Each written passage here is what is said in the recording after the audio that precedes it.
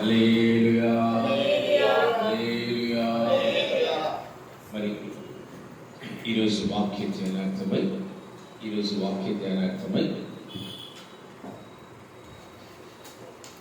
రెండవ కొరింథీయులకు రాసిన పత్రిక 12వ అధ్యాయము 11వ వచనము. 12వ అధ్యాయము 11వ వచనము చదవండి. 10వ వచనం చదవండి. 11 కాదు 10వ వచనం. 12వ అధ్యాయం 10వ వచనం. నేను ఎప్పుడు బలహీనుడనో అప్పుడే బలవంతుడను గనుక క్రీస్తు నిమిత్తము నాకు కలిగిన బలహీనతలలోను క్రీస్తు నిమిత్తము నాకు కలిగిన బలహీనతలలోను, నిందలలోను, ఇబ్బందుల్లోను, హింసల్లోను, ఉపద్రవములలోను నేను సంతోషించుచున్నాను. హల్లెలూయా. ఈరోజు వాక్యపాంశము బలహీనతలతో పోరాటం. బలహీనతలతో పోరాటం.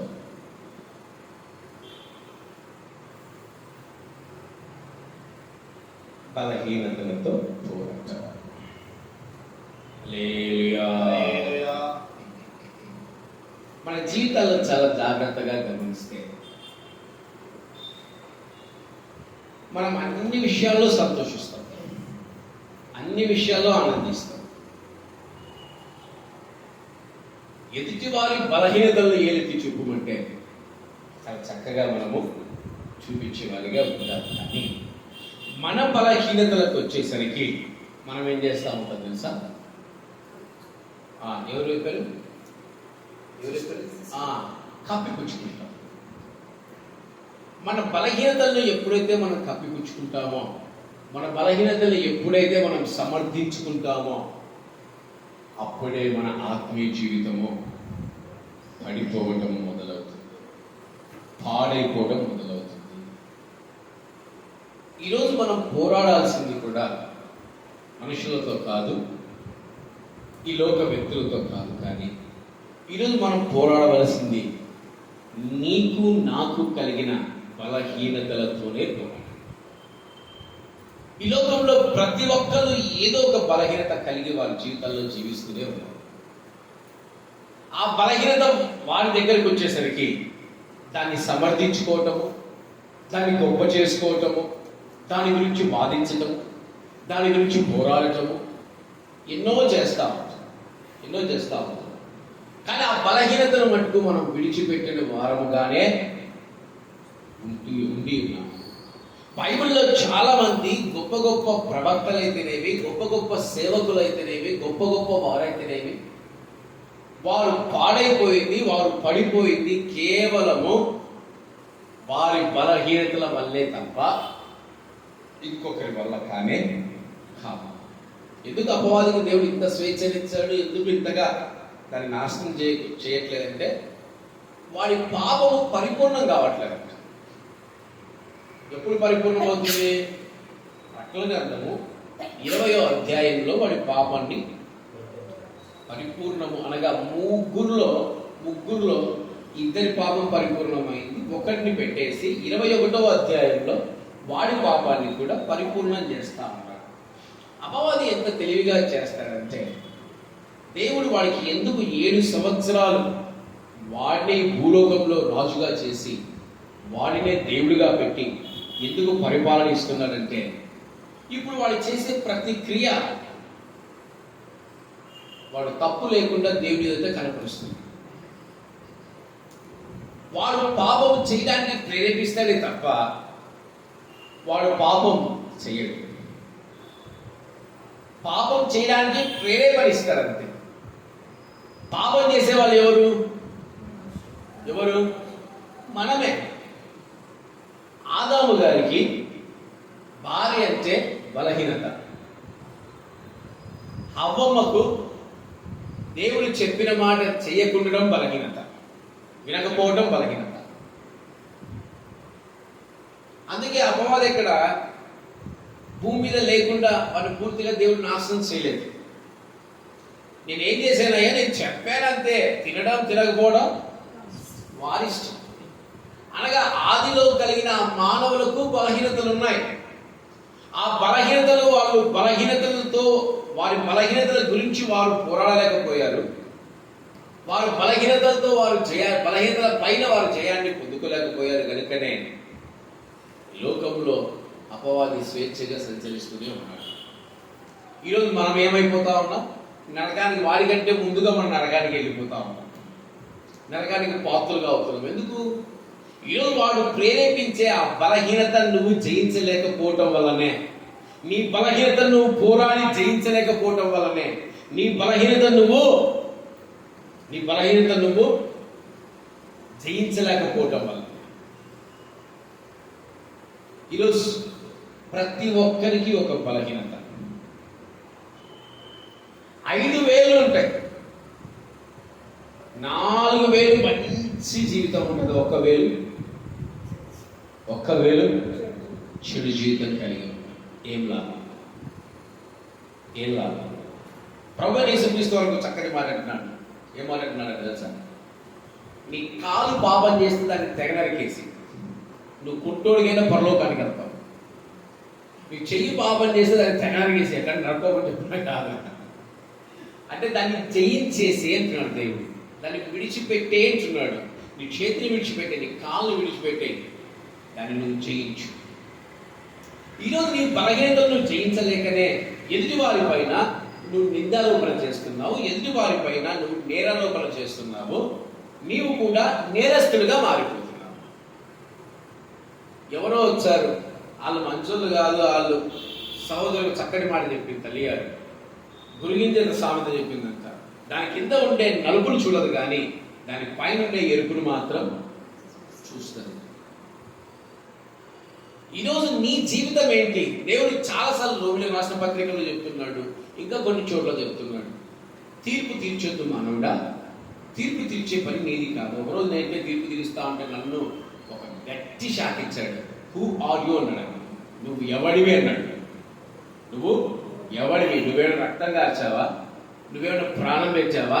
Who are you? నువ్వెవడివి నా బిడ్డను తీర్పు తీర్చడానికి? ఆ రోజు నుంచి తీర్పు తీర్చడం మానేశాను.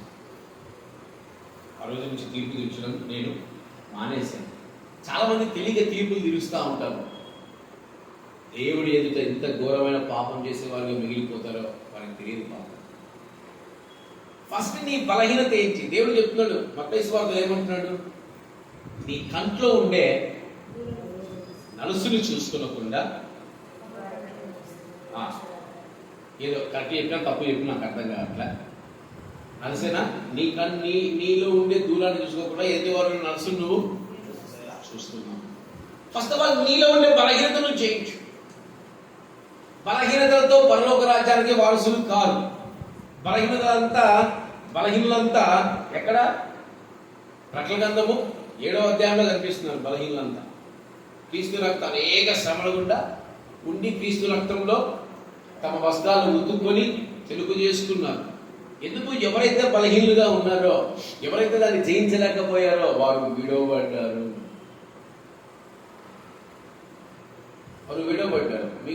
మీకు తెలుసు, యేసయ్య రాకడ వచ్చినప్పుడు మన భూమి మీద ఉంటే మనకు అవకాశం. అది విడవబడినా ఎత్తబడినా అక్కడే అవకాశం. ఈరోజు నేను యేసయ్య రాడు, నేను చచ్చిపోతాను, నేను ఖచ్చితంగా తీర్పు దినంలో నిలబడాల్సింది.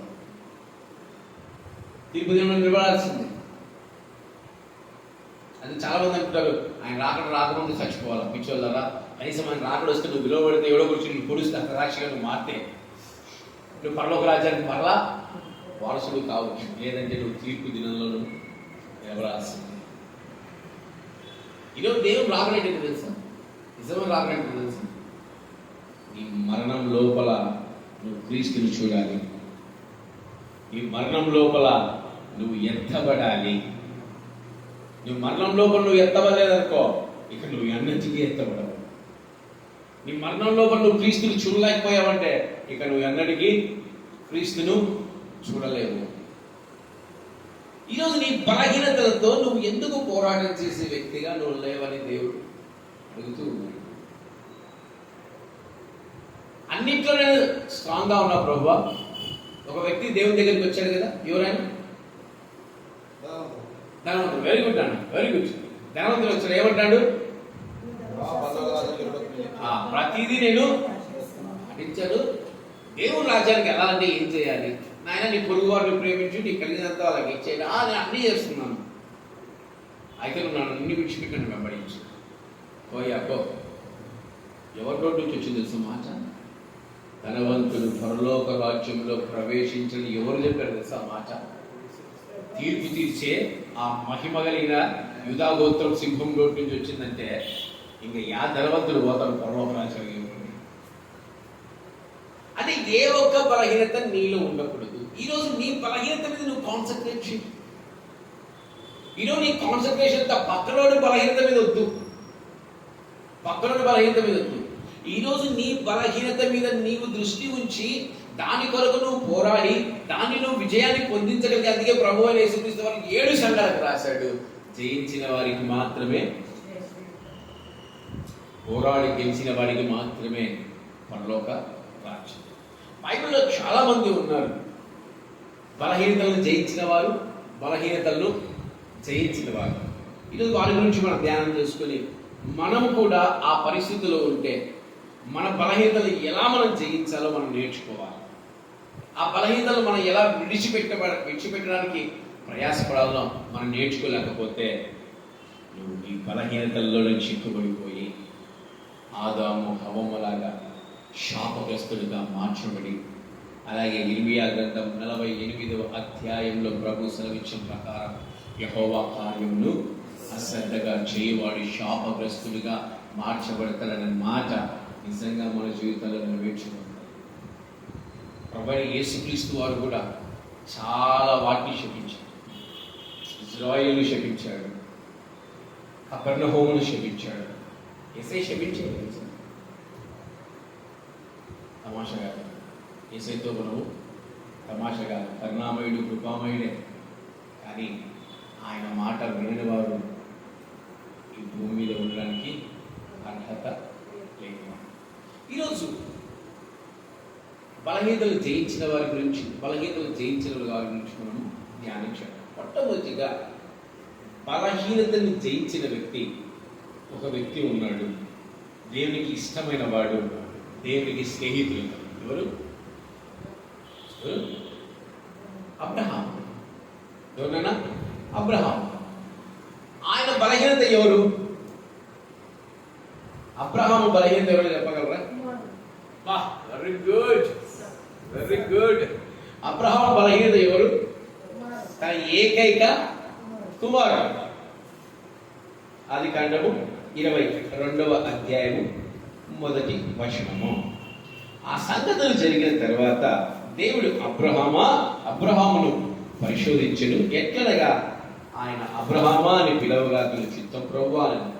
అప్పుడు ఆయన, నీకు ఒక్కడై ఉన్న నీ కుమారుని అనగా నీవు ప్రేమించు ఇస్సాకును తీసుకుని మోరియా దేశంలోకి వెళ్ళి అక్కడ నేను ఈ చెట్లు చెప్పబోవు పర్వతములలో ఒకదాని మీద దహన బలిగా అతన్ని అర్పించుమని చెప్పాను.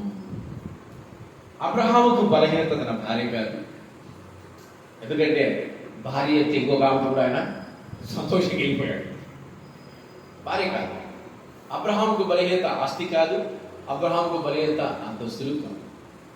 అబ్రహాముకు బలహీనత ఏంటి తెలుసా? తన యొక్క కుమారుడు మాత్రమే. ఎందుకంటే లేక కలిగిన సంతానం. ఎంత బలహీనుడంటే ఆ సంతానాన్ని అంత గొప్పగా ప్రేమించాడు. ఇస్సాకును అంత గొప్పగా ప్రేమించాడు. ఇప్పుడు దేవుడు అడుగుతున్నాడు, నాయనా నీ యొక్క కుమారుడు నాకు బలిస్తావా? నీ యొక్క కుమారుడిని బలిస్తావా? ఈ కాలం తల్లులు నిజంగా చాలా ఓవర్ యాక్షన్ చేస్తూ ఉంటారు. పిల్లలు గారి తల్లులు, పిల్ల వారి చేతిలో పడితే ఏం కాదు, పక్కన చేతిలో కింద పడాలా. మూతి అష్టావంకులు పెట్టి నువ్వే పడేసినావు నా బిడ్డని, వీళ్ళు పడేసినప్పుడు తెలియదు. ఈ టైంలో దేవునికి దహన బలి ఇస్తారా? దేవునికి పిల్లల్ని సమర్పిస్తారా? అతి ప్రేమ వారి యొక్క సంతానాన్ని వారి పాడు చేసుకుని బలహీనత. ఈరోజు ఎంతమంది వారి సంతానాన్ని ప్రేమిస్తున్నారో జాగ్రత్త. అబ్రహాం బలహీనత తన కుమారుడు, కానీ దాన్ని పోరాడి జయించాడు. తన బలహీనతను ఆయన జయించాడు. ఈరోజు మనం జయించగలమా మన బలహీనతను? మన పిల్లల్ని కొట్టగలమా? మన పిల్లల్ని క్రమశిక్షణలో పెంచగలమా? మన పిల్లల్ని దేవునికి ఇవ్వగలమా? మన పిల్లల్ని దేవుళ్ళు ఉంచగలమా? దేవుని కొరకు జీవించగలమా? పిల్లలు ఎవరిలో ఒక మాట అంటే కోపాలు వస్తాయి. ఆఖరికి తల్లిదండ్రులకే పడదు. భార్య పిల్లని ఏమనంటే భర్తకు నచ్చదు, భర్త పిల్లని ఏమనంటే భార్యకు నచ్చదు. ఈరోజు ఇలాంటి బలహీనతలతో ఎంతమంది ఉంటున్నారు? ఈరోజు అబ్రహాం అయ్య గారికి కూడా ఒక బలహీనత ఉందంటే ఆశ్చర్యం వేసింది నాకు. ఆ బలహీనతను దేవుడు పరిశోధించినప్పుడు, ఆ బలహీనతను దేవుడు పరిశీలించినప్పుడు అబ్రహాం అయ్య గారు ఆ బలహీనతను జయించాడు. ఈరోజు మనం ఎందుకు జయించకూడదు మన బలహీనతని? ఎలాంటి బలహీనత? తన చేతులతో, తన హస్తాలతో తన బిడ్డను చంపటమో, తన బిడ్డను చంపటం. అందుకే మత్తయి సువార్తలో ప్రభువు యేసుక్రీస్తు వారు చక్కగా రాయించారు, నా నిమిత్తము తల్లినైనను, తండ్రినైనను, అక్కనైనను, చెల్లినైనను, పిల్లలైనను, మీ భార్యనైనను, ఎవరినైనా సరే విడిచిపెట్టి నన్ను వెంబడించువాడే నా శిష్యుడు. అబ్రహాం గారు అలాంటి బలహీనతలు ఎప్పుడో జయించారు. Is the role model for us. ఆయన మనకు మాదిరి. తన కలిగిన ఏకైక బలహీనత ఇస్సాకును కూడా తాను దేవుని కొరకు ఇవ్వడానికి ఇష్టపడి తన బలహీనతను జయించిన వ్యక్తిగా అబ్రహామయ్య గారు మనం చూస్తా ఉన్నాం. ఈరోజు మనం ఎందుకు మన తల్లిదండ్రులు జయించలేకపోతున్నాం? మన పిల్లల్ని జయించలేకపోతున్నాం? నా తల్లి, నా అక్క, నా తమ్ముడు, నా వారు, నా ఇది అంటున్నారు, కానీ నా ప్రభువు, నా దేవుడిని ఎవరు అనలేకపోతున్నారు. నా దేవుని కంటే నా కుమారుడు కూడా నాకు ఎక్కువ కాదు. కానీ ఈ కాలంలో ఎట్టున్నారు? నా దేవుడి కంటే నా తల్లి ముఖ్యం, నా దేవుడి కంటే నా తమ్ముడు ముఖ్యం, నా దేవుడి కంటే నా చెల్లి ముఖ్యం, నా దేవుడి కంటే నా పిల్లలు ముఖ్యం, నా దేవుడి కంటే అందరూ ముఖ్యం. బలహీనతల్లో చిక్కుబడి జీవిస్తున్నారు. బలహీనతల్లో బందీలుగా జీవిస్తున్నారు. ఆడవంటే గొప్పగా పడతాం. నీవేనా ప్రాణము, నీడు వీడి నేనుండలేను. ఉత్తమ మాటలు, అబద్ధ మాటలు, పెదవులతో స్తుతించే జీవితాలు, పెదవులతో కనపరిచే జీవితాలు, కానీ హృదయాలతో దేవుని స్తుతించే జీవితాలు కాదు. అందుకే దేవుడు అంటున్నాడు, ముందుగా నీ బలహీనతతో పోరాడగలవు. పాడుతుంటా కదా, సమర్పణతో సేవించెదను నిన్నే, సజీవుడై ఆరాధించెదా నిన్నే. ఎక్కడ నీ సమర్పణ? ఏది నీ సమర్పణ? నువ్వు సమర్పించుకునే నిజంగా సమస్తాన్ని విడిచిపెట్టి ప్రభువును వెంబడిస్తావు. అబ్రహాములాగా సమర్పణతో నువ్వు ఎక్కడ జీవిస్తున్నావు ప్రభు కొరకు? నీకు అందరూ కాదు, నీకు అందరూ ఉండాలి ప్రభు తప్ప. నీకు అన్ని పనులు ప్రాముఖ్యం, యేసయ్య సేవ తప్ప.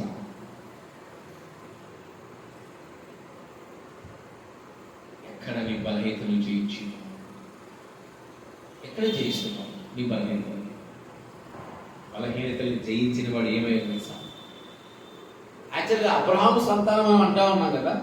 అబ్రహాము కంటే కృపను పొందినవాడు ఒకడు ఉన్నాడు. ఎవరు తెలుసా? అబ్రహాము కంటే ముందుగా కృపను పొందినవాడు ఒకడు ఉన్నాడు. ఎవరు? ఈరోజు ఎందుకు నోవాహు సంతానం అని అనట్లేదు? ఎందుకు అనట్లేదు? ఎందుకు అబ్రహాము సంతానం అంటున్నాడు? అబ్రహాము వచ్చింది కూడా ఎవరి నుంచి? నోవాహు నుంచి. ఎందుకనట్లేదు తెలుసా? చదవండి. ఆదికాండము 9వ అధ్యాయం 20వ వచనం. ఆదికాండము 9వ అధ్యాయం 20వ వచనం. నోవాహు వ్యవసాయం చేయనారంభించి ద్రాక్ష తోట వేశాడు. పిమ్మట ద్రాక్షరసము త్రాగి మత్తుడై గుడారములో వస్త్రహీనుడిగా ఉండెను. ఎందుకు తెలుసా? బలహీనతకు చోటిచ్చి బలహీనతలో తన జీవితాన్ని ముగించుకున్న వ్యక్తి నోవాహు. అబ్రహాము అలాంటి అనుభవం లేదు. అందుకే అబ్రహాము సంతానంగా ఉన్నాడు. నోవాహు బలహీనత ఏంటి? మద్యము, మందు రుచి చూసి ఆపట్ల, ద్రాక్షారసం రుచి చూసి ఆపట్ల. మీరు అనుకోవచ్చు ఆయన ద్రాక్షరసం రుచిగా ఉండి తాగాడు అనుకోవచ్చు. కాదు, అసలు అంతగా ఆయన ఎందుకు మత్తుడయ్యాడు తెలుసా? కదా, ఒక భయంకరమైన ఘోరాన్ని చూశాడు. తన కళ్ళతో ఒక భయంకరమైన ఘోరాన్ని చూశాడు. మన ఎదుట ఎవరన్నా గాయపడిన యాక్సిడెంట్ అయినా మనం ఏం చేస్తాం? అబ్బా ఎస్ఐ నా కళ్ళ ముందే జరిగింది, ఎంత ఘోరంగా. ఆ రోజంతా మనం మర్చిపోయాం. తన కళ్ళ ముందు భూమి 40 రోజులు కనిపించింది. జనములు, జంతువులు సమస్తము నాశనం. చింతకాతురయ్యాడు. చింతలు. దేవుడు అంటాడు, నేను నాశనం చేసిన దాని గురించి నువ్వెందుకు చింతిస్తున్నావు? దేవుడు నాశనం చేసిన దాని గురించి ఎప్పుడు ఎవరు ఇప్పుడు అపవాది గురించి చింతిస్తున్న వాళ్ళు చాలా మంది ఉంటారు. అయ్యో పాపం, ఉండేవాడు పడిపోయాడు, వాడు ఎప్పుడు పరలోకానికి కూడా. నువ్వు ఎవరి గురించి చింతిస్తున్నావు స్వామి? అయ్యా, ఎవరి గురించి నువ్వు చింతిస్తున్నావు? అపవాది గురించా? అంటే దేవుడు పాడు చేసిన దాని గురించి చింతిస్తున్నావా? నోవాహు అంతగా మద్యం సేవించడానికి, అంతగా ఆయన తన ఆత్మీయతాన్ని పోగొట్టుకోవటానికి, తన బలహీనతను మరలా బయటికి తెచ్చుకోవడానికి గల కారణం ఏంటి తెలుసా? అప్పుడు దాకా ఊడగట్టేటప్పుడు ఆ చింత లేదు, ఓడ తయారు చేసినప్పుడు చింత లేదు, ఓడ ఎక్కినప్పుడు చింత లేదు, కానీ ఓడ దిగినప్పుడు చింత ఎందుకు వచ్చింది తెలుసా? ఆ భయానకమైన పరిస్థితులు చూసి నోవాహు తట్టుకోలేకపోయాడు. దేవుడు పాడు చేసిన దాని గురించి మనం ఆలోచించడం వ్యర్థము. ఇప్పుడు అంటే తీర్పు తీర్చేట్టుగా చెప్తున్నాను. ఇప్పుడు కేఆర్ బాల్ బ్రదర్ గురించి నువ్వు చింతిస్తే ఏమొస్తుంది? అందుకే హెబ్రీయుల రాష్ట్ర పత్రికలో దేవుడు చెప్పాడు, ఒక్కసారి వెలిగింపబడి పడిపోయిన వాడు ఇక ఎన్నటికీ వెలిగించబడడు. అవును, నువ్వు వాళ్ళ గురించి చింతించొద్దు. చింతించుట దేవుడి పని. నువ్వు చేయాల్సింది ఏంటి? దేవుని చిత్తాన్ని చేయొచ్చు. నోవాహు దేవుడి చిత్తాన్ని మరచి ఏం చేశాడు తెలుసా? అందరూ అనుకుంటారు ఏంటంటే పాప నోవాహు గారు మద్యము సేవించి సుఖముతో పడిపోయాడు. కాదు, ఆయన పడిపోవడానికి కారణం. అందుకే నోవాహు గారిని దేవుడు నీతిమంతుల రాజ్యానికి చేర్చాడు, కానీ హీనమైన రాజ్యానికి దేవుడు చేర్చలేదు. ఎందుకు? ఆ మహాప్రళయాన్ని చూసి అతను చింతించాడు, అతడు బాధపడ్డాడు, పడిపోయాడు అంటున్నాడు, కానీ దేవుడు తనని పూర్తిగా నాశనము చేయలేదు. కానీ ఇతను పడిపోవట్లేదే, ఎవరైనా తన బలహీనతతో పోరాడి జయించిన వ్యక్తి. ప్రభువైన యేసుక్రీస్తు వారు ఏదైతే చెప్పాడు, అబ్రహాము గారు ఇప్పుడు అన్ని చేశారు కనుకనే విశ్వాసులకు తండ్రిగా నిలబడ్డాడు. విశ్వాసులకు తండ్రి. ఎందుకు? దేవుడైన యెహోవా నిమిత్తం సమస్తాన్ని విడిచిపెట్టి యెహోవాను వెంబడించిన ఏకైక వారసుడు ఆయన. నిజంగా పరలోకంలో కనిపిస్తే మరి ఏతుకులు పోయి కాలం మీద ఉపయోగించి ఎంతటి సమర్పణ, ఎంతటి త్యాగం, ఎంతటి ఓర్పు. నిజంగా ఆయన తన బలహీనతను జయించగలిగాడు. ఈరోజు ఎందుకు నీ బలహీనతను జయించలేకపోతున్నావు? నీది అనేది నీకు ఉండకూడదని దేవుడు ఎప్పుడో చెప్పాడు. పెద్దకోసం వాళ్ళు ఏం చేస్తారు తెలుసు? వాళ్ళకి సేవకులకు ఇచ్చేది ఒక టంకు పెట్టా. ఏం పెట్టా? ఒక టంకు పెట్టా. 2 జతలు తంపు, ఇట్లాంటి లాల్చి 2 పంచలు. వారు ఈ సంఘం నుంచి ఇంకో సంఘానికి ట్రాన్స్ఫర్ కావాలంటే కార్లు ఉంటాయి, అక్కడ అన్నీ ఉంటాయి, వారు ఏది ముట్టుకోకూడదు. ఆ టంకు పెట్టెలో వాళ్ళు తెచ్చుకున్న బట్టలు తీసుకొని ఇంకొక మందిరానికి వాళ్ళు వెళ్ళాలి. ఎందుకు తెలుసు? సమస్తాన్ని విడిచి యేసును మాత్రమే వెంబడించాలి. యేసును మాత్రమే. అందుకే ఈరోజు మహిమకరంగా ఆ సంఘాలు ఆశీర్వించబడతారు. దీవెనకరంగా ఆశీర్వదించబడతాం. ఎందుకు? వారి బలహీనతలను వారు జయించినారు. మొట్టమొదటిగా సమర్పణతో సేవించెదను నిన్నే. సమర్పణ ఉంది వాళ్ళకి. సమర్పణ లేని జీవితం ప్రభు ఎప్పుడు అంగీకరించడు, ఇష్టపడడు, దగ్గరికి తీసుకోడు. అలాగనే విడిచిపెట్టడు చూస్తాం. సమర్పించేంత వరకు చూస్తాం. ఈరోజు నీ బలహీనత సమర్పణ ఏమో. సమర్పించుకోలేకపోతున్నావేమో దేవునికి. సమర్పణలు లేవేమో. ఇంకా లోక కోరికలు, లోక ఆశలు, నీ కుటుంబ ఆశలు, నీ కుటుంబ కోరికలు, నీ తల్లిదండ్రులు, నీ అన్నదమ్ములు, నీ అక్క చెల్లెలు అందరూ ఉన్నారేమో. ఇదే కాలశంలో సమర్పించుకునేది దేవుడికి ఎప్పటికీ ఇష్టడుగా మారలేవు. నీ బలహీనతను జయించి తీరాల్సిందే. నీ బలహీనత నువ్వు పోరాడి జయించాలి. ఏం చేయాలా? పోరాడి జయించాలి. ఈశ్వరు చేయి పెట్టాడు అంతే. ఎవరు పెట్టారు? ఎలీషావే చెయ్యి. ఎవరు పెట్టారు? ఎలీషావే చెయ్యి. ఏలియా చేయి పెట్టాడు అంతే. ఏం మారు మాట్లాడలే. నేను ఇంటికి వెళ్ళి ఒక్కసారి విందు చేసి వస్తాను. మరలా జీవితంలో సమర్పణతో సేవించెదను నిన్నే. రెండంతల ఆత్మలు, రెండు సమర్పించుకుంటే రెండు ఆత్మలు. సమర్పించుకున్న శిష్యులు అగ్ని. సమర్పణ కావాలి. ఇంకా సమర్పించుకోలేని బలహీనత నీలో ఉందేమో. ఉదయకాల సమయంలో ప్రభు అంటున్నాడు, సమర్పించు. నీ బలహీనతను నువ్వు పోరాడు. నీ బలహీనతను నువ్వు చేయించు. రెండవదిగా చూద్దాం. సంతానం లేక బాధపడిన వ్యక్తి ఎవరు? సరే, సంతోషం. రాహేలు కూడా ఉంది, హన్నమ్మ కూడా ఉంది. హన్నమ్మ తీసుకుందాం, రాహేలమ్మ ఇద్దరిని తీసుకుందాం. చూద్దాం ఒకసారి. ఇక్కడ సమూయేలు గ్రంథం 1వ అధ్యాయము మనం చూస్తే, 1 సమూయేలు గ్రంథము 1వ అధ్యాయము మనం చూస్తే 5వ వచనం చదివితే, హన్నా తనకు ప్రియముగా ఉన్నందున ఆమెకు 2 పాలు ఇచ్చుచూ వచ్చాడు. యెహోవా ఆమెకు సంతు లేకుండా ఏం చేశాడంట? సంతు లేకుండా చేసేది. ఇక్కడ మొట్టమొదటిగా అబ్రహామయ్య సమర్పణ కనిపించింది. ఏంటి? దేవునికి సమర్పించుకున్నాడు. అబ్రహామయ్య దేవునికి సమర్పించుకున్నాడు. ఇక్కడ మొదటి దాంట్లో. ఇక్కడ హన్నా కలిగిన బలహీనత ఏంటి తెలుసా? అబ్రహామయ్యకు ఉన్న బలహీనత కుమారుడు. హన్నమ్మ కలిగిన బలహీనత ఏంటి? హన్నమ్మ కలిగిన బలహీనత ఏంటి? సంతానం లేకపోవటం. ఆమె బలహీనత ఏంటి? సంతానమే లేకపోవడమే ఆ బలహీనత. 2 పాలు, మొదటి వారికి 1 పాలు ఇస్తే హన్నమ్మకు 2 పాలు ఇచ్చేవాడంట. భర్త అంటున్నాడు, 10 మంది కుమారుల ప్రేమ కంటే నేను ఇచ్చే ప్రేమ చాలా గొప్పది అని. హన్నమ్మకు అన్నీ ఉన్నాయి. ఆస్తి ఉంది,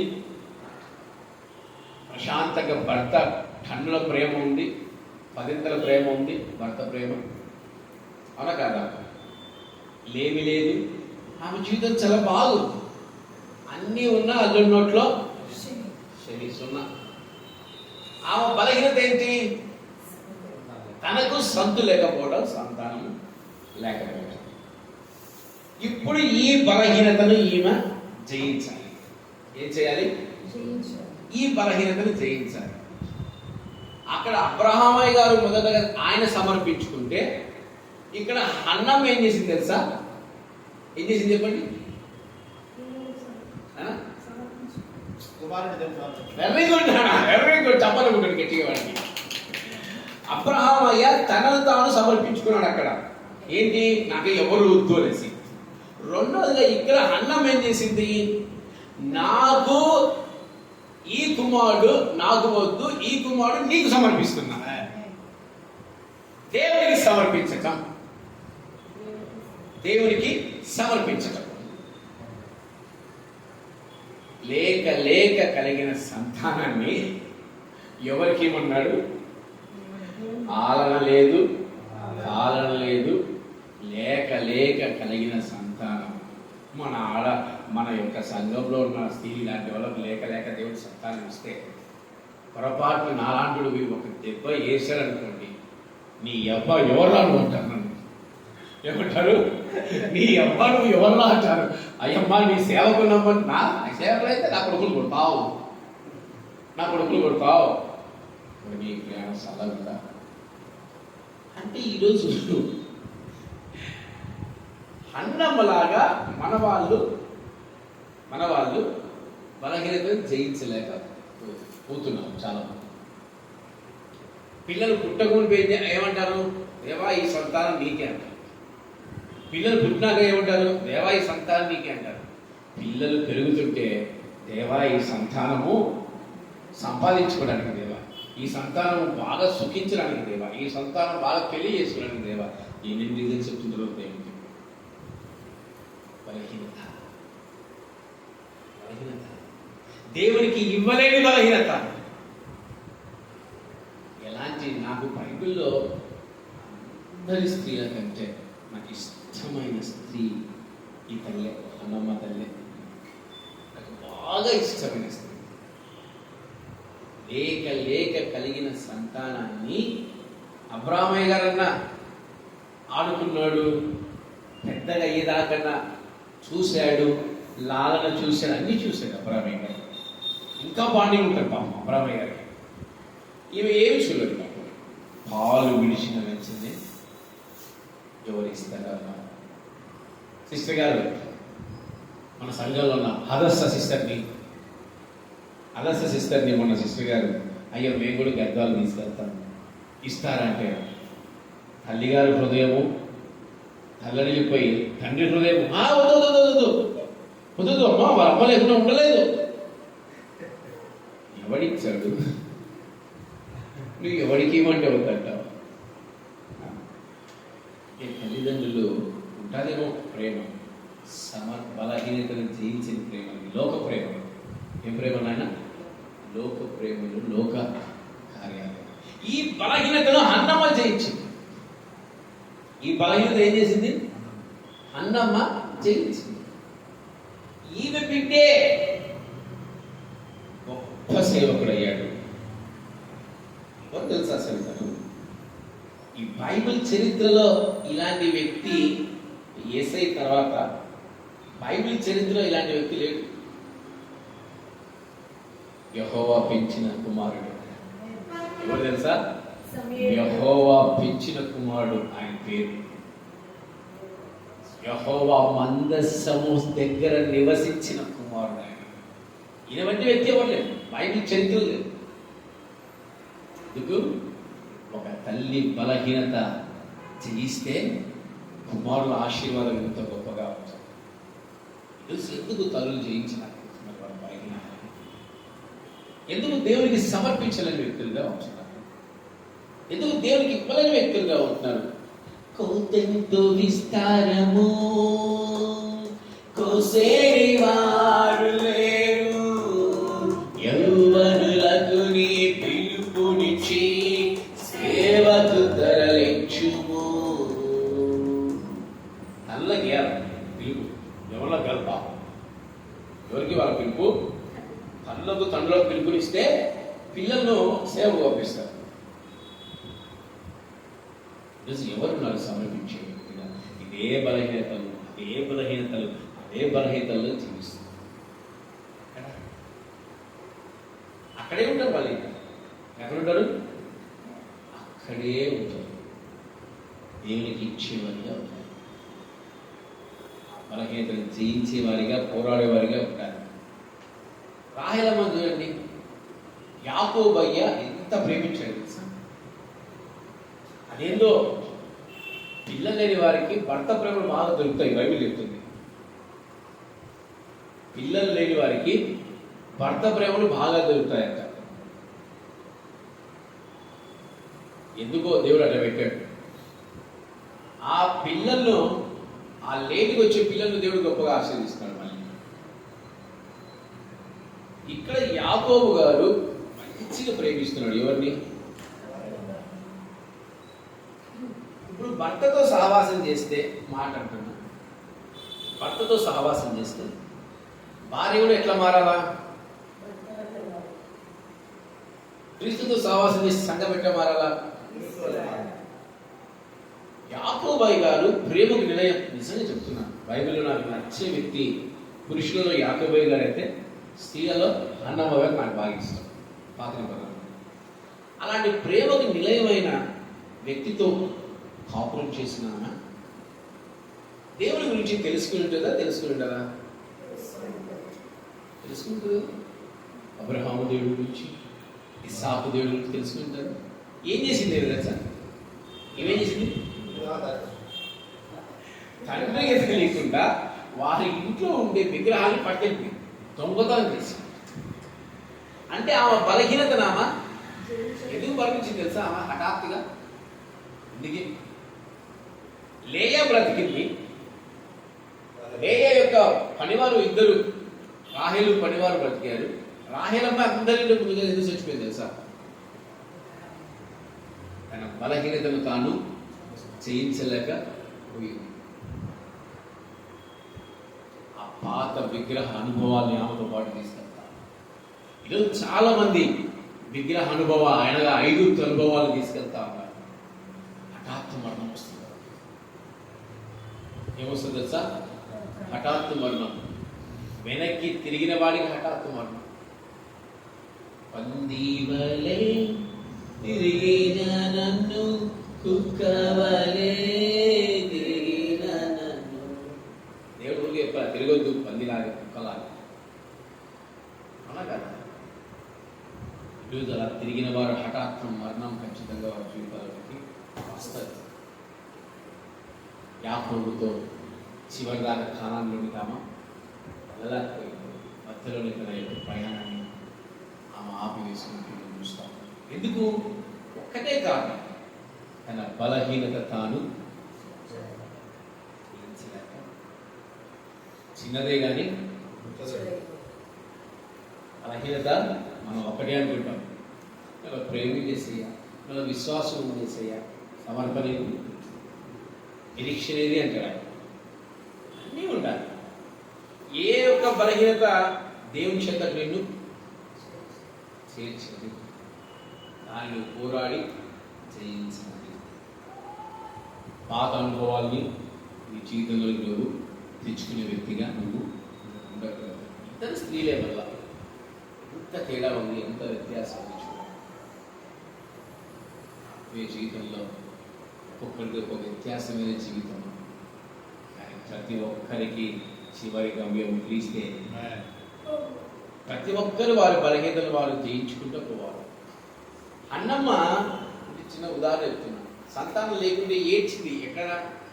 దేవుడి మందిరంలో ఏడ్చింది. రాహేలు సంతానం లేకుండా ఏం చేసింది తెలుసా? రాహేలమ్మ, నేను సస్తా, నువ్వు నాకు సంతానం ఇవ్వవు, నేను చచ్చిపోతా. ఇద్దరు స్త్రీల్లో ఎంత వ్యత్యాసం చూడు, ఎంత వ్యత్యాసం. అదే రాహేలమ్మ అక్కడ నుంచి వచ్చింది కదా అన్నమ్మ, ఆడ చెప్తుంది. ఎంత వ్యత్యాసం బైబిల్ చెబుతుంది. ఆలోచించింది. ఈరోజు మీలో ఎన్ని వ్యత్యాసాలు ఉన్నప్పటికీ ఒక్కొక్కరికి ఒక్కొక్క బలహీనత ఉంటుంది. దానిని పోరాడి చేయించాలి. జయ జీవితం పోరాడుకుంటే వస్తుందా? భర్త చీర కొనుక్కుంటే ఆడవాళ్ళు ఏం చేస్తారు తెలుసా? దాని బాగా ఏం చేస్తారు? నేను తిండి మానేస్తారు, ముందు మాట్లాడడం మానేస్తారు.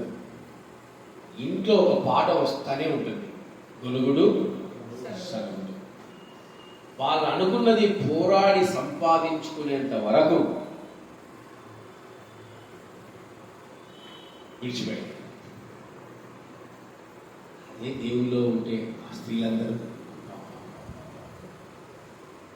నా సంఘానికి ఎందుకు ఆత్మలేవ తిండి మానుకుంటే ఎంత బాగుంటుందో, నా సంఘానికి ఆత్మలేవ వేస్తే దేవుడితో కొట్లాడితే ఎంత బాగుంటుందో. ఇట్లాంటి ఆత్మీయ జీవితాలు మనకి ఆడగలుగుతాం. నాకు సీర కాకపోతే, నాకు జాకెట్ కాకపోతే, నాకు ఫోన్ కాకపోతే ఎన్నో ఒకరికొక బలహీనత. దయచేసి బలహీనతలు జయించండి, బలహీనతలు జయించండి. నోవాహు ఎప్పటికీ అదే చెప్తున్నట్టు, నోవాహు ఎప్పటికీ మాదిరిగా ఈయనలాగా జీవించని దేవుడు ఎక్కడ సెలవించింది. ఎవరిలాగా జీవించమంటున్నాడు? అబ్రహాములాగా. నీలో ఒక్క బలహీనత ఉన్నా నిన్ను చూసి అనేక మంది అదే దారిలో నడిచేవారిగా ఉంటుంది. అందుకే your the Christianity means it's a torch light. Christian means is the way, is the way. ఆయన ఒక మార్గం, క్రైస్తవుల మార్గం. క్రిస్టియానిటీ ఒక టార్చ్. ఆ టార్చ్ని తీసుకొని మార్గంలో వెళ్ళాలి. అనేక మందికి మనం దారిని చూపించాలి. మనమే ఇతరులకు తప్పుడు మాదిరిగా ఉంటుంది. నీ బలహీనతను కవర్ చేసుకోవచ్చు, నీ బలహీనతను సమర్థించుకోవచ్చు. దానివల్ల నువ్వు ఎన్ని ఆశీర్వాదాలు పోగొట్టుకుంటావన్న సంగతిని నువ్వు తెలుసుకోలేకపోతున్నావు. నువ్వు ఆ బలహీనత గురించి నువ్వు వాదించవచ్చు, నువ్వు ఆ బలహీనత గురించి నువ్వు సమర్థించుకోవచ్చు. కానీ దానివల్ల నీ జీవితంలో ఎన్ని ఆశీర్వాదాలు పోతున్నాయనే సంగతి నువ్వు మర్చిపోతావు. ఈరోజు అన్నీ ఉన్నా ఒక్క బలహీనత ఉన్నాయి కనుక we are the way, we are the torch. Christianity it's a torch. We are the way, మన మార్గం. క్రీస్తు మనకి ఎలా మార్గం, మనం కూడా అనేకులకు మార్గం. మన మాట మార్గంగా ఉండాలి, మన ప్రవర్తన, మన నడక అన్ని మాదిరికరంగా ఉండాలి. అందుకే రాహేలు ఆమె కానాన్లో యాకోబుతో పాటు నివాసము చేయలేకపోయింది.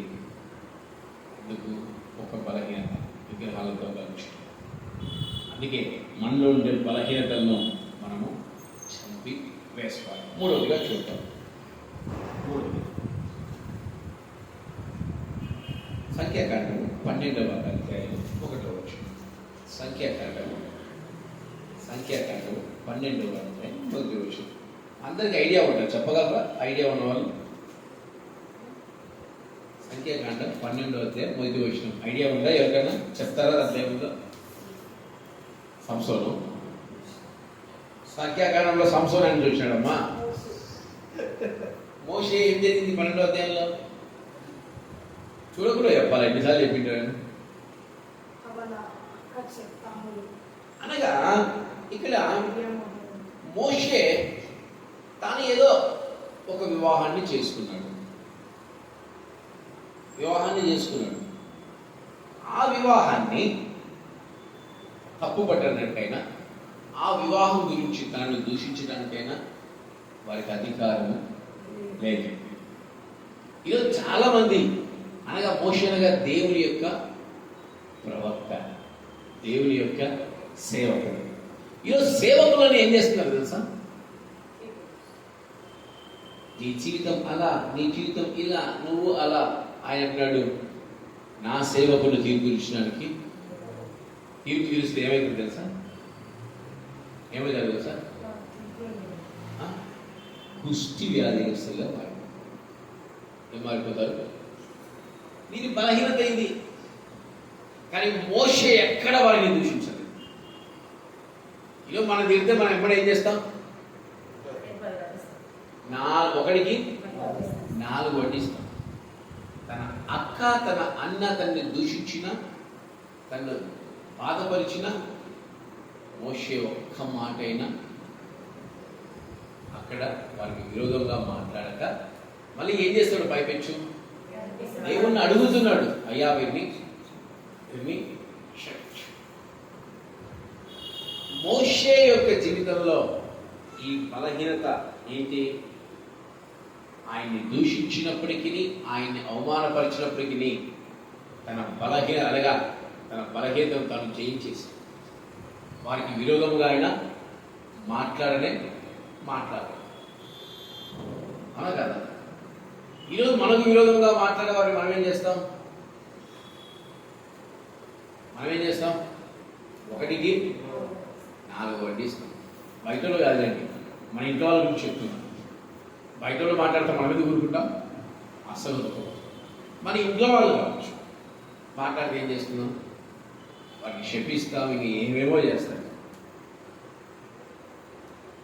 క్షమించే మనసు, ఆ బలహీనత జయించే మనసు మోషే పొందుకున్నాడు. కోరాహు ఏం చేశాడు? కోరాహు నువ్వే నడిపించేది, నువ్వే నడిపించలేవా అన్నాడు. అనగా కోరాహు బలహీనతను కోరాహు జయించలేకపోయాడు. ఈరోజు ఆ బలహీనతను జయించాలి. నువ్వే నడిపించేది, మేము నడిపించు. ఏమంటే నడిపించు. యా నడిపిస్తాడు? పాతాళంలో, భూమి చీల్చబడి పాతాళం నడిపిస్తాడు. ఈరోజు సేవకులను తీర్పు తీర్చే బలహీనతలు మనకు ఉండకూడదు. సేవకులను తీర్పు తీర్చే బలహీనతలు మనకు ఉండకూడదు. ఈరోజు మన వారిని తీర్పు తీర్చే బలహీనతలు మనకు ఉండకూడదు. మనం నడిపించే వారిని తీర్పు తీర్చే బలహీనతలు మనకు ఉండకూడదు. ఏమంటే ఏదైతే నువ్వు అలా నడిపిస్తున్నా, నువ్వు ఇలా నువ్వా దేవుడా పిలిచింది అడిగేదో వీళ్ళు పిలిచినట్టు, వీళ్ళు చీదరిచి సేవకులు పెట్టుకున్నట్టు నువ్వు ఏ వాక్యం చెప్పాలి? మేము చెప్పిన వాక్యం చెప్పాలా? నువ్వు ఎక్కడ నడుచుకోవాలో మేము చెప్పినట్టు నడచాలా? నువ్వు వాళ్ళతో మాట్లాడకూడదు, వీళ్ళతో మాట్లాడకూడదు, మేమైతే ఎవరికైనా మాట్లాడకూడదు. నువ్వు అట్టడివి, నువ్వు ఇచ్చటడివి. ఇలాంటి బలహీనతల నుంచి జయించాలి. ఈరోజు మన వారి పైన మనం వ్యతిరేకంగా మాట్లాడే బలహీనతల నుంచి మనం జయించాలి. మోషే జయించాడు. ఈరోజు ఎందుకు చాలా మంది జయించాలి? అందుకు చాలా మంది జయించలేకపోతున్నారు.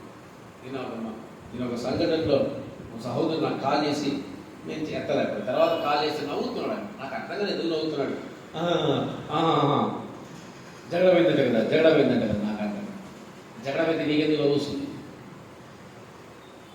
జగడ అయితే కొట్లాట్లయితే నీకెందుకు నవ్వు వస్తుంది?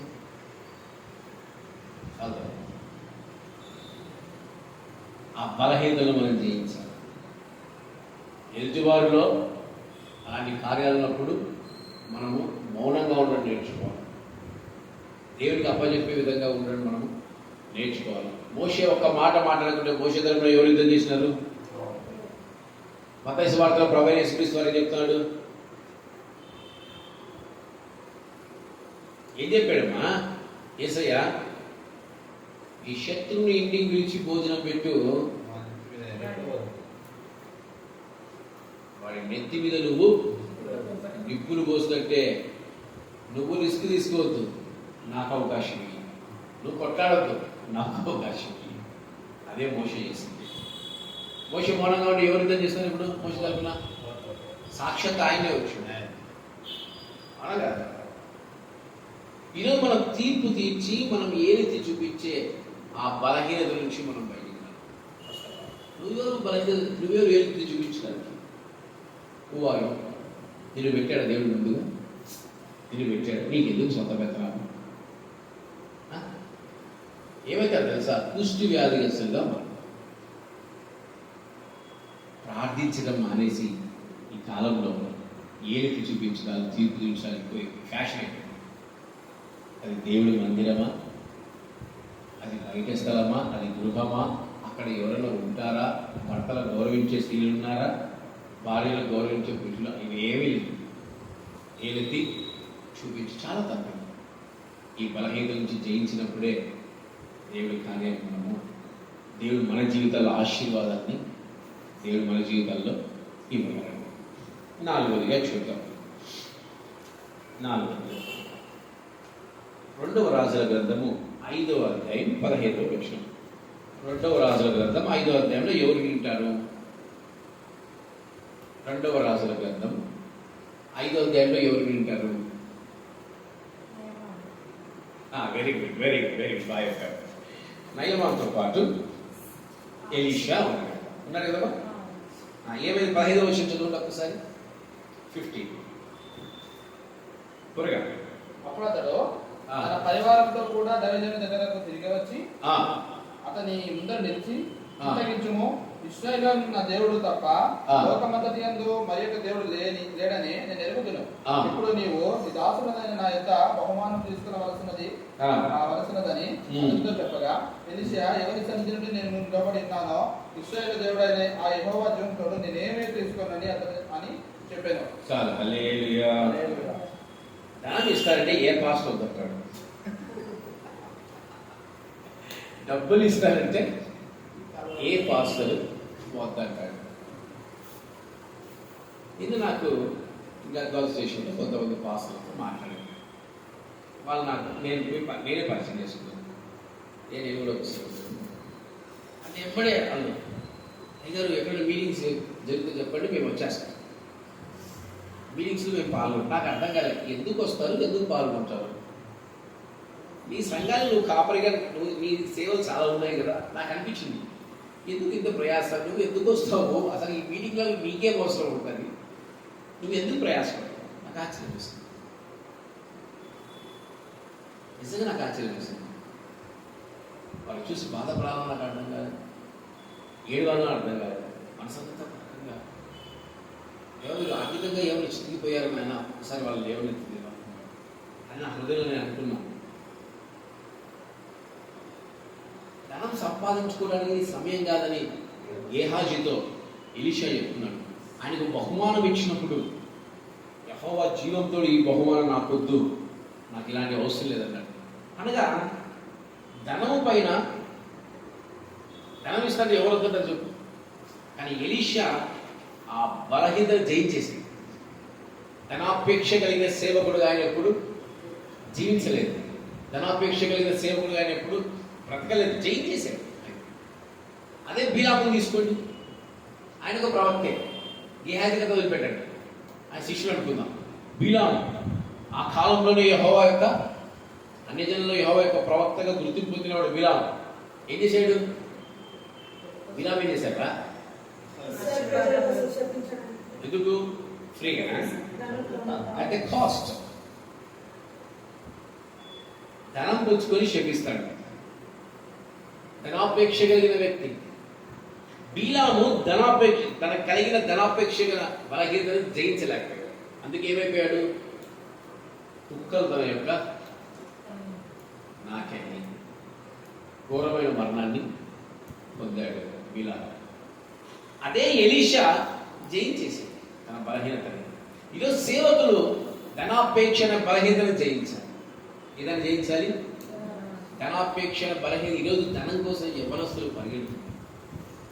క్రైస్తత్వం అంటే సంపాదనని, సేవ అంటే ఆదాయమని, ఈరోజు అందరు కనిపించేసి పాపులర్ అయిపోవాలని ఒక తప్పుడు అభిప్రాయం కలిగి క్రైస్తవ సేవని ఎంతగా పాడు చేస్తున్నారు. ఈరోజు యూట్యూబ్లో నేను అనట్లేదు కానీ బాధేస్తాను. యూట్యూబ్లో దేవుని పాట వినిపించండి, కనిపించకుండా ఏమవుతుంది?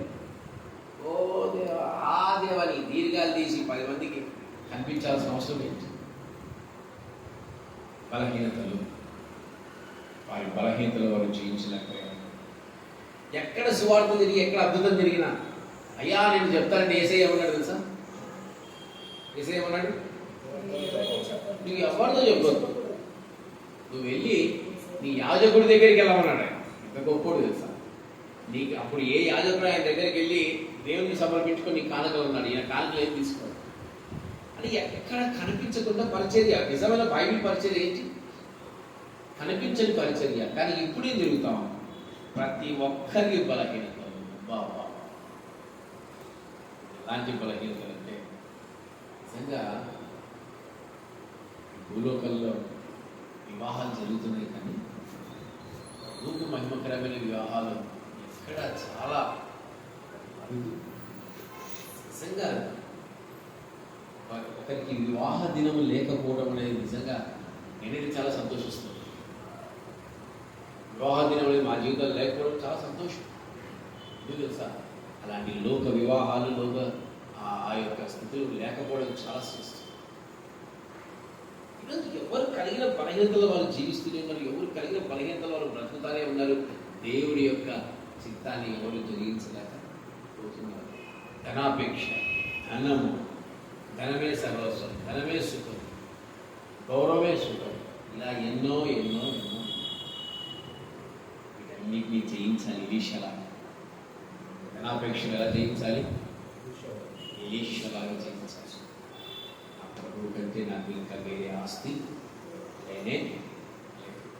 ఏం సంపాదించుకున్నావురా, ఏం సంపాదించుకున్నావురా అంటారు. గతి లేనడా అంటారు. ఏమంటారు? గతి లేనడా అంటారు. నా గతి నా యేసయ్య.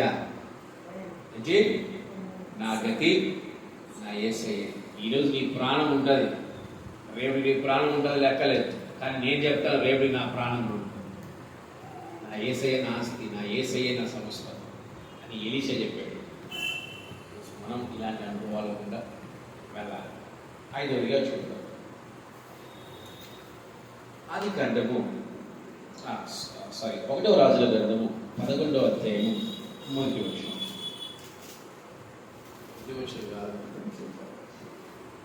1వ రాజుల గ్రంథము 11వ అధ్యాయము 1వ రాజుల గ్రంథము 11వ అధ్యాయము 1వ వచనంలో సొలొమోను అనే మాటలు చదవండి, నేను చదువుతాను. అయితే రాజైన సొలొమోను ఫరో కుమార్తెను కాక ఆ జనులలో ఇంకా అనేక మంది పరస్త్రీలను మోహించి కామతుతరగలవాడై వారిని ఉంచుకొనుచూ వచ్చాడు. అతనికి 700 మంది రాజకుమార్తెలైన భార్యలు, 300 మంది ఉపపత్నులు కలిగి ఉండేది. చాలా మంది పురుషులకు బలహీనత ఏంటి తెలుసా?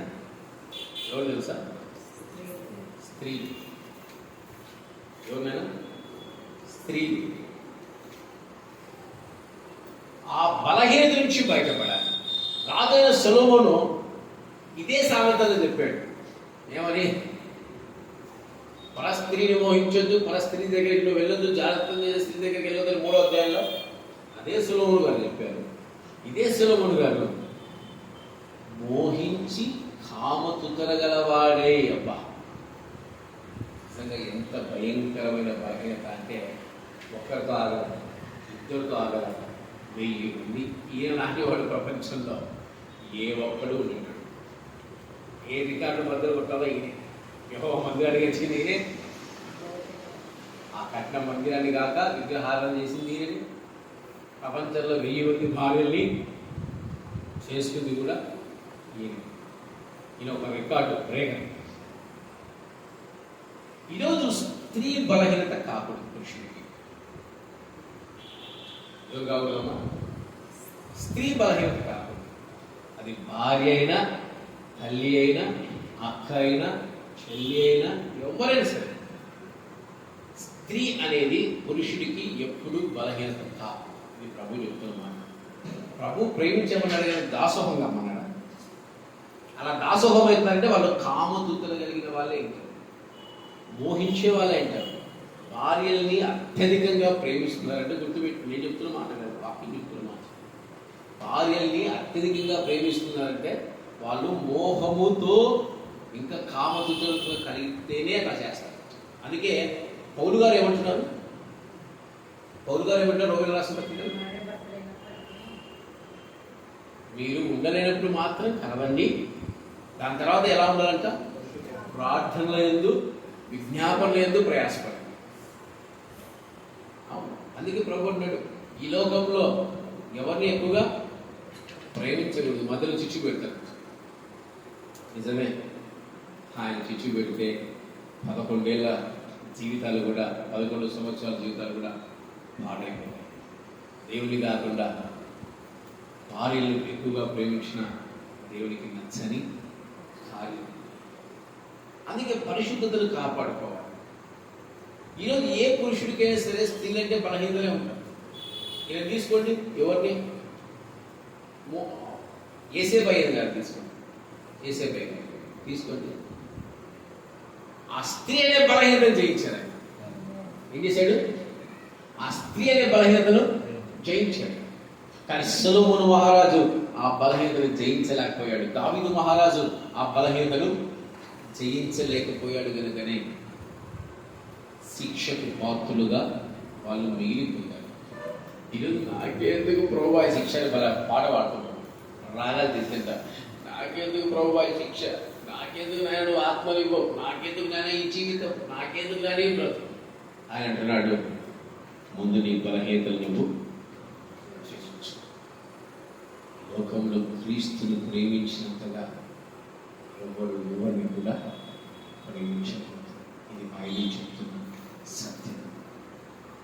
భార్య భర్తను గౌరవించాలి, భర్త భార్యను ప్రేమించాలి. దాసోహం కాదు. దాసోహం అయితే దేవునికి నచ్చని కాదు. అందుకే దాసోహమైన జీవితాలు ఫలించవు.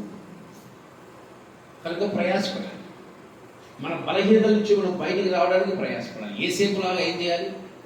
స్త్రీ అనే ఆయుధాన్ని ప్రపంచంలో సొలొమోను గారు అంటారు, ప్రసంగి గారు అంటున్నారు, ప్రపంచంలో భయంకరమైన ఆయుధం ఏంటంట? స్త్రీ అంటే. ఆయన కన్నది కూడా స్త్రీ. ఆయన ఉద్దేశం అక్కడ స్త్రీ అంటే అందరినీ కాదు, ఎవరైతే ఇలాంటి మోహపు జీవితాల్ని కలిగి ఉంటారో అలాంటి వారు అని అర్థం.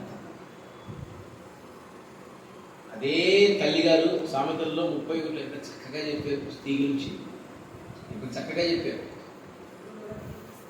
గుణవతైన స్త్రీ అసలు ఆమె ఎంతగా తన కుటుంబాన్ని కట్టుకుంటుంది, కాపాడుతుంది, తన భర్తను కాపాడుతుంది, తన భర్త గౌరవం ఇస్తుంది. బాబా ఇన్ని అనుభవాలు. అయ్యగారు అంటున్నారు భయంకరమైన ఆయుధం స్త్రీ అంటున్నాడు. ఎవరు మోహించమన్నాడు? ఎవరు కామతులుగా ఉన్నాడు? ఎవరు వారిని భయంకరమైన స్త్రీలను ఆయుధంగా చూడమన్నాడు? కనుక ఈ స్త్రీ అనే బలహీనతను జయించాలి పురుషుడు. స్త్రీ కూడా పురుషుడు అనే బలహీనతను జయించాలి. ఇద్దరికీ ఉంది. స్త్రీ కూడా ఏం చేయాలి? పురుషుడనే బలహీనత జయించాలి. స్త్రీలో పురుషుడు ఎవరు? ప్రభువైన ఆయన్ని ప్రేమించాలి, తెలివిగా ప్రేమించాలి. అవునా కదా? ఇవే నా ప్రాణం యేసయ్యా అంటావు, ఉత్తమాటలు. నువ్వు లేకుండా జీవించలేవు యేసయ్యా అని బాధ. నాకు పాటలు పాడేటప్పుడు మనలో మైమర్చిపోయి పాడుతూ ఉంటారు. నాకు నిజంగా బాధ వస్తుంది. ఉత్తది అప్పుడు దాకే ఆ కొద్ది నిమిషాలే. దాని తర్వాత ఆ పాటలో మాధుర్యాన్ని రుచిస్తున్నారు. ఆ పాట ప్రకారం జీవించడానికి కూడా ఇష్టపడరు. ఈ ఈ మాటలు అయిపోయింది. గోడలు దాటిని, ఆ తలుపు దాటి లేదు, ఈ కట్టన అవతల ఎన్ని బలహీనతలు వస్తాయో. ఇప్పుడు నేను చెప్పిన బలహీనతలు వస్తాయి.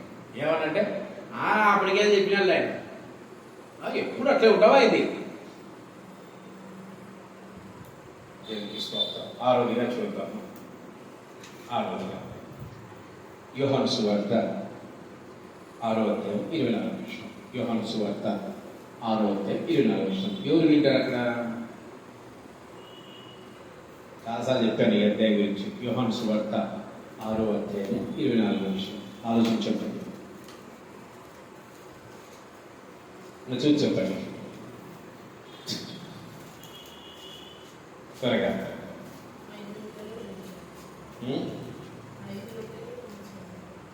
అయ్యో యేసయ్యా ఎంత పని అయిపోయిందమ్మా. చదవండి, నేను చదువుతాను. కాబట్టి యేసును ఆయన శిష్యులు అక్కడ లేకపోవట జనసమూహం చూచినప్పుడు వారు ఆ చిన్న దోణ ఎక్కి యేసుని వెతికించు కపెర్నహూముకు వచ్చారు.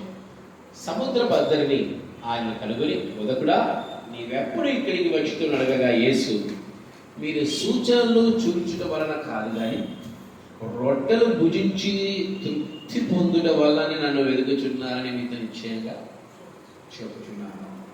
చాలా మంది బలహీనత ఏమి తెలుసు ఏంటమ్మా? సాపాటు. కడుపు కోసం బతికేవాళ్ళు, కడుపు కోసం జీవించేవాళ్ళు. కడుపే సమస్తము,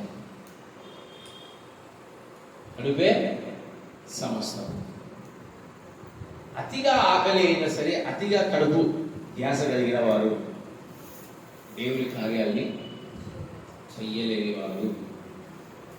అధిక మాంసాహారులు, అధిక ఆహారం కలిగిన వారు దేవుడి కార్యాన్ని నెరవేర్చలేదు, దేవుడి చిత్తాన్ని వారు నడిపించలేదు. అదొక బలహీనత. కడుపే ఇంకోటి అంటారు, కడుపే దేవుడు అంటారు. కడుపు కోసమే జీవిస్తారు, కడుపు కోసమే బ్రతుకుతారు. ఎప్పుడు ఏమి తిందుమా, ఏమి తాగుదుమా, ఎలా సుఖించుదుమా అనే ఆలోచన కలిగిస్తారు. కానీ కడుపును కాల్చుకొని వారానికి ఒక్కసారి ఉపవాసం ఉంటే ఏం పోతారు?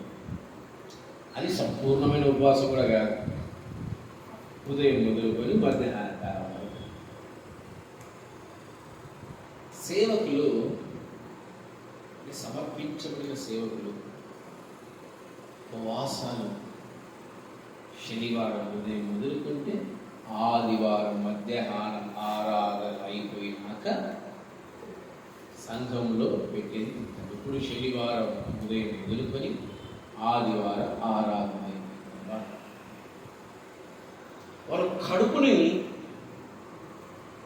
అనే బలహీనతను చూడు. దేవుడు అంటున్నాడు, క్రీస్తు అక్కడ అపాదొచ్చి నువ్వు ఆకలిగా ఉన్నావు, ఆ బండను రొట్టెగా చేసుకొని తినొచ్చు కదా. మనిషి బ్రతికేది రొట్టె వల్ల కాదు, కానీ దేవుని వాక్కు వల్ల. ఇది దేవుని వాక్కు మనకు ఎందుకు కడుపు నింపదు? దేవుని వాక్కు మనకు ఎందుకు ఉపవాసాలకు స్వాగతించేలాగా చూడదు? ఎందుకంటే మనం దేవుని వాక్కు కంటే, దేవుని కంటే ఏదైనా ఎక్కువ ప్రేమిస్తున్నాం. ఏదాన్ని? కడుపు. ఆయన వెంబడించిన వాళ్ళంతా కడుపు కోసమే. ఒక్క 12 మంది శిష్యులు తప్ప. ఎవరు? ఆ 11 మంది, 12 మంది కూడా కాదు, 11 మంది అనుకుంటారు. ఎందుకంటే వారు చేసిన ఉపవాసాలు మామూలు ఉపవాసాలు కాదు, చాలా గొప్పగా చేస్తారు. ఈరోజు కడుపు అనే బలహీనతను జయించాల్సిన బాధ్యత ఎవరికి ఉంది? మనకే ఉంది, క్రైస్తవులకే ఉంది. కడుపు అనే బలహీనతను జయించాలి. అది విశ్వాసి కావచ్చు, సేవకుడు కావచ్చు, ఎవరైనా కావచ్చు. దాన్ని జయించడం మనకు అసాధ్యము. ఏదైనా అసాధ్యము. జయించలేకపోతే దేవుడి కార్యాన్ని ఎప్పటికీ మనం నెరవేర్చాలి. సేవకుడు మండించబడాలంటే కడుపు ఎలా ఉండాలంటే తెలుసా? కడుపు కూడా అగ్నిగా మండుతుందంట. ఆకలి కేకలతో మండుతుందంట. ఆ ఆకలి కేకల్లో నుంచి నూతన గీతమునే పాడేదా మనోహరుడా యేసయ్యా, నీవు చూపిన ప్రేమను నే మరువను, ఏ స్థితిలోనైనను సమర్పణతో సేవించెదను నిన్నే, సజీవుడనై ఆరాధించెదను నిన్నే అని ఆ ఖాళీ కడుపుతో దేవుని స్తుతిస్తే అంట, ఆ కడుపులో నుంచి అగ్ని మొదలవుతుందంట. అగ్ని అంటే మొదలవుతుంది, ఆ కడుపులో నుంచి అగ్ని మొదలయ్యే నీ స్వరంలో నుంచి అగ్ని మండుతుందంట. కడుపు నిండా తిని మనం ఏం చేస్తాం? గట్టిగా ఆరాధన చేస్తాం. ఏంటట? కడుపు నిండా తిని. ఆ బలహీనత జయించాలని గుర్తుపెట్టుకోండి. ఈ కడుపు అనే బలహీనతను జయించాలంటే దేవునితో సహవాసం చేయాలి, దేవునితో గడపాలి, దేవుని వాక్యంతో గడపాలి, ప్రార్థనతో గడపాలి. అప్పుడే ఆ కడుపు అనే ఆ బలహీనతను జయించగలరు. 7వ చెప్పి నేను ముగిస్తాను. యాకోబు గ్రంథము 4వ అధ్యాయం మొదటి వచనంలో ఏముండొచ్చు? యాకోబు గ్రంథము 4వ అధ్యాయం మొదటి వచనం చాలాసార్లు చెప్పారు. ఏదని జయించడం? 4వ అధ్యాయం మొదటి వచనం. వెరీ గుడ్ చదవగలరా? మీలో యుద్ధములను పోరాటములను దేని నుండి కలుగుచున్నవి? మీ అవయములలో పోరాడు మీ భోగేచ్ఛల నుండి కదా. ఇప్పుడు మనము దేనితో పోరాడాలంట? దేని బలహీనతలతో పోరాడాలంట? చెయ్యంటది, ఈ చెయ్యంటది బా అంటది, ఈ చెయ్యంటది ఇంకోటి బా అంటది, కాలంటది ఆ దారి పోదామంటది, ఈ కాలంటది ఈ దారి పోదామంటది, ఈ నాలుగంటది అప్పు దీనికి ఒక అప్పు లేదు, అదుపు లేదు, దీన్ని కంట్రోల్ చేయలేదు. అని నా జీవితం ఏంటి, నా బ్రతుకు ఏంటి, నా వయస్సు ఏంటి, నా పరిస్థితి ఏంటి అనే ఆలోచనలు కూడా ఎక్కడ ఎవరికి ఇది నోరు ఇప్పిందే ఎదురుడు సచ్చే. అందుకే దేవుడు అంటాడు ఈ బలహీనతల నుంచి నువ్వు బయటపడాలి. నీ అవయవాల బలహీనతల నుంచి నువ్వు బయటపడాలి. దేని బలహీనత నుంచి నాయనా? దాంట్లో పోతా ఉంటాం, మంచి దాహం వేస్తుంది. దాని అయితే ఏమంటాడు? అబ్బా సిస్టర్ గారికి బాగా తెలుసు. ఏమంటాడు? అనా థమ్సప్ వేద్దాము, ఒక్కసారి వెనక ముందు చూడు నాయన, నాకంటూ ఒక బలహీనత ఉంది, ఆ బలహీనత చూసిందనుకో నా కథ అయిపోతుంది అంటాడు. అంటే ఏంటి? మన అవయవాలు కూడా మనల్ని పాపేచ్ఛలోనికి, పాపం క్రియలోనికి నడిపించి ఉంటాయి కనుక మన అవయవాల్ని మనం జయించాలి. నీ నాలుక నువ్వే జయించాలి, నీ హృదయాన్ని నువ్వే జయించాలి, నీ కళ్ళ నువ్వే జయించాలి. కళ్ళ చెడుగా నీకైనా కనిపిస్తే ఏం చేయాలి? అప్పుడే కళ్ళు మూసుకోవాలి, తాగు తీసుకోవాలి అలా కదా. ప్రతి నీ శరీరంలోని అవయవాలని నువ్వే జయించాలి. నీ అవయవాలని స్త్రీలు భద్రపరచుకోవాలి, స్త్రీలు వాళ్ళ అవయవాన్ని వాళ్ళే భద్రపరచుకోవాలి. ఇలా ప్రతిదీ వారి బలహీనతలు వారే, స్త్రీలైనా పురుషులైనా వారి బలహీనతలు వారే జయించాలి, వారి. ఈరోజు చాలా మందికి ఒక్కొక్కరికి ఒక్కొక్క బలహీనత. ఒకరిని పొగడాలి, ఒకరిని బాగా పొగిడితే ఇంకా వాళ్ళు ఏదైనా తెచ్చిపెడతారు. ఒకరిని ఆమెను కట్టారు గాడిద.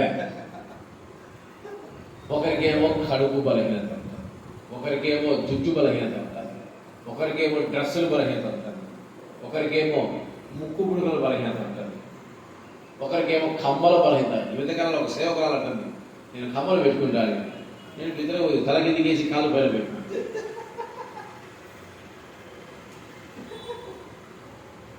నేను ఒక సేవకుడు వివాహానికి వెళ్ళాను చిత్తూరు ప్రాంతంలో. ఆ వివాహానికి వెళ్ళినప్పుడు చాలా చక్కగా షూట్ వేసుకొని వెళ్ళాను. అప్పుడు సంఘం ఉంది, అప్పుడు నేను సేవకుడు. ఈ మధ్య కాలంలో ఒక సహోదరుని పెళ్ళికి వెళ్ళాను, ఇక్కడ షూట్ వేసుకున్నాను. ఆ రోజు రాని బాధ ఈరోజు ఎందుకు వస్తుందో చాలామంది నాకు అర్థం కాదు, నిజంగా నాకు అర్థం కాదు. ఎందుకు బాధపడుతుందో నాకు అర్థం కాదు, అది ఏం బలహీనతో నాకు అర్థం కాదు. ఫస్ట్ ఆఫ్ ఆల్ ఇట్లా ప్రతి ఒక్కరికి ఒక్కొక్క బలహీనత ఉంటుంది.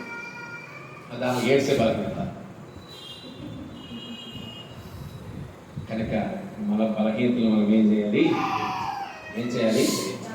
ఇంకా దేవుడు అక్కడ వచ్చేసింది, ఇంకా దేవుడు వచ్చేస్తాడు. ఆ గుమ్మంలో నుంచి, ఈ గుమ్మం నుంచి మనం బయటికి పోవాలి.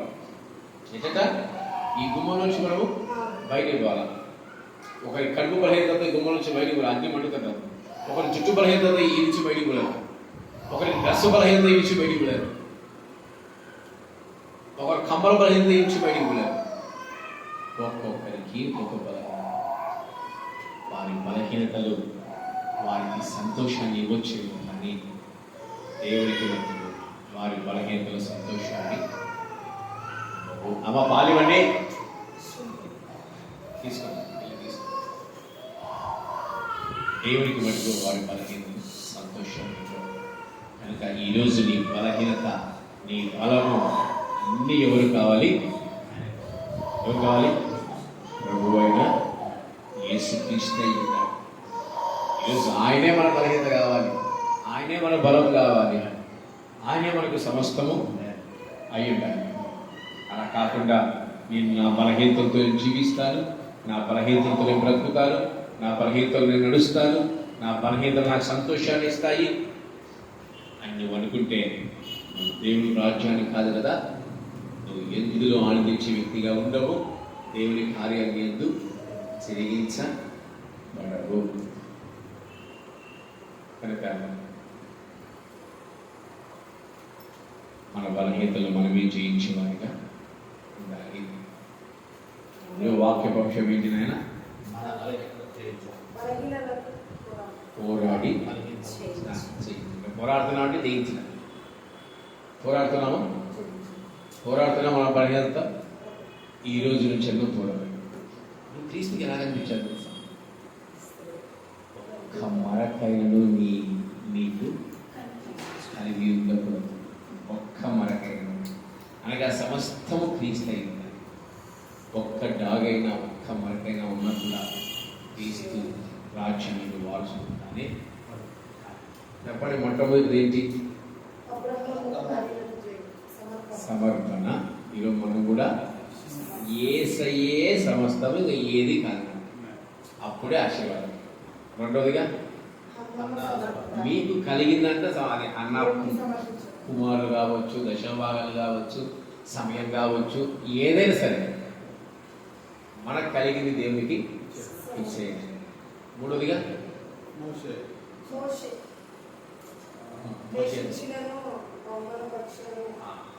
తన